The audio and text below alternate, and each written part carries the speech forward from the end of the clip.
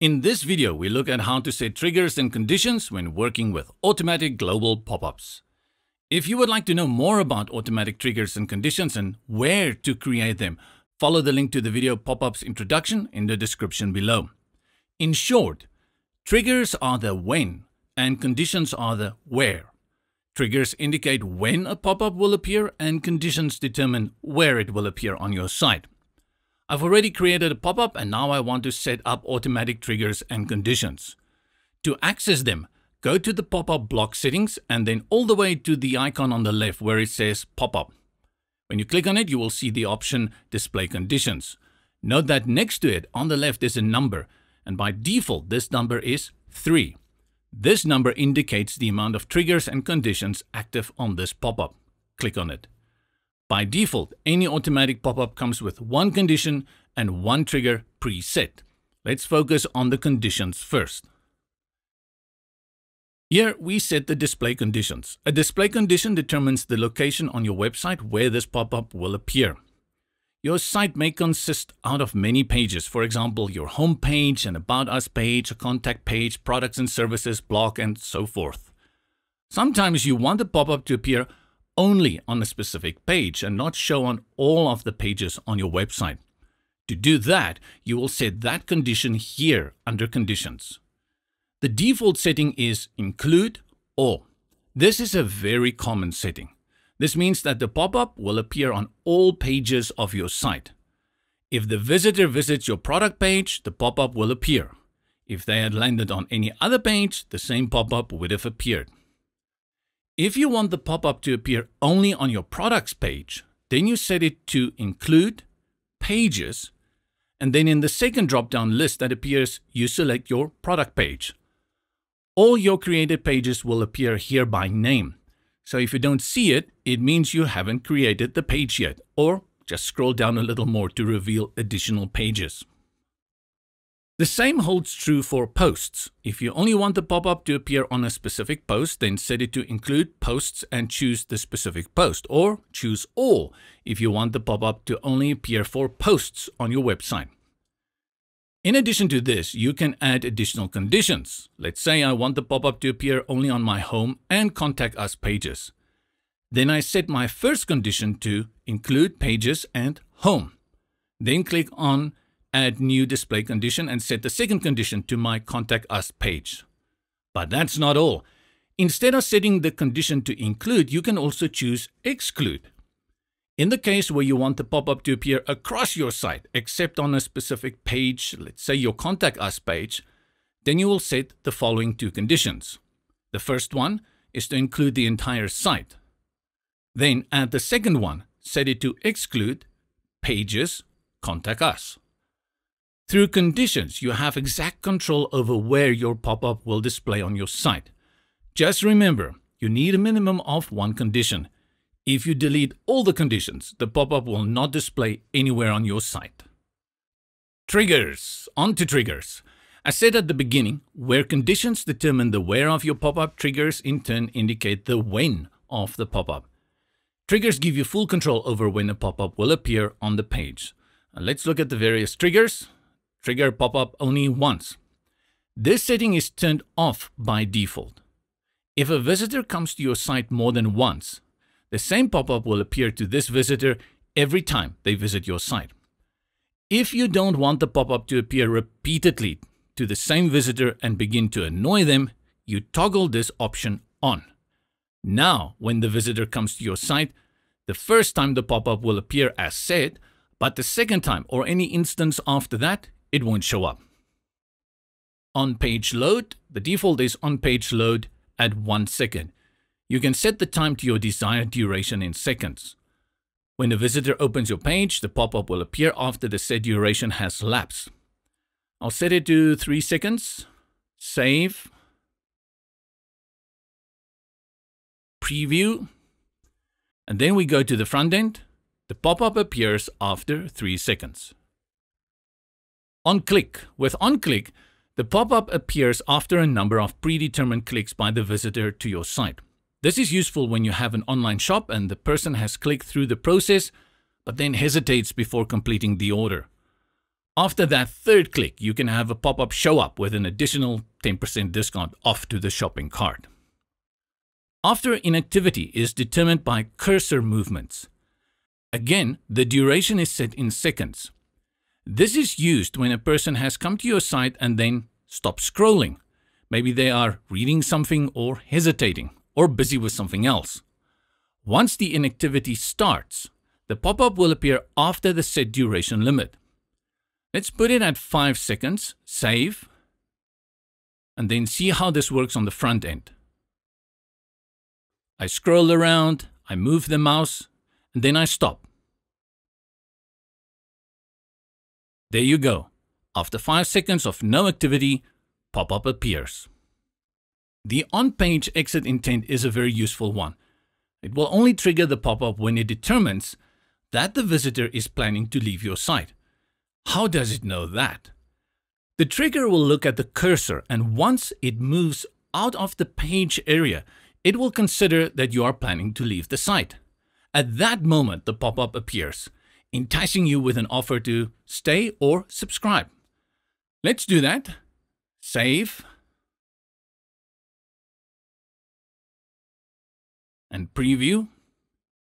And as long as my cursor remains on the web page, nothing happens. But observe what happens when I move it upwards, like I want to close the browser or visit another site. Bam! Pop-up appears. With Show After X, you have two different choices: Pages Views or Sessions. If you set it to Pages and the number of views, then the pop-up will appear after a visitor has viewed that amount of pages on your site. Sessions, on the other hand, is used when a person comes to your site. That counts as a session. Tomorrow they come a second time, second session. So if you put it to 3, the pop-up will only appear upon the 4th visit. The idea behind this is that the visitor is maybe on the fence to sign up or buy the product. And by the 4th session visit, you offer an incentive like a discount. The Show on Devices trigger is useful for designating specific pop-ups to specific displays based on desktop, tablet, and mobile. Some pop-ups may not look good on mobile displays, so in that case you can set it to only trigger on desktop and tablets. And then you can make a second pop-up that will look good for mobile displays and set that one only for mobiles.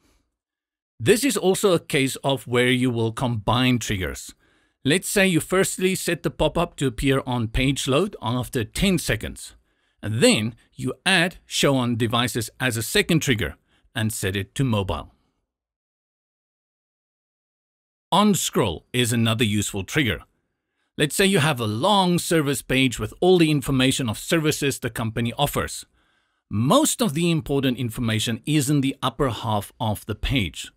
When you set it to on scroll, down 50, then the pop-up will appear once the visitor has scrolled down 50% of the page. In this case then, the numerical value is the percentage of the page scrolled. Let's do an example. Set it to 50%, save, preview.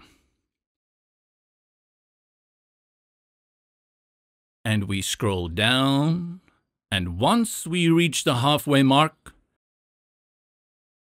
success.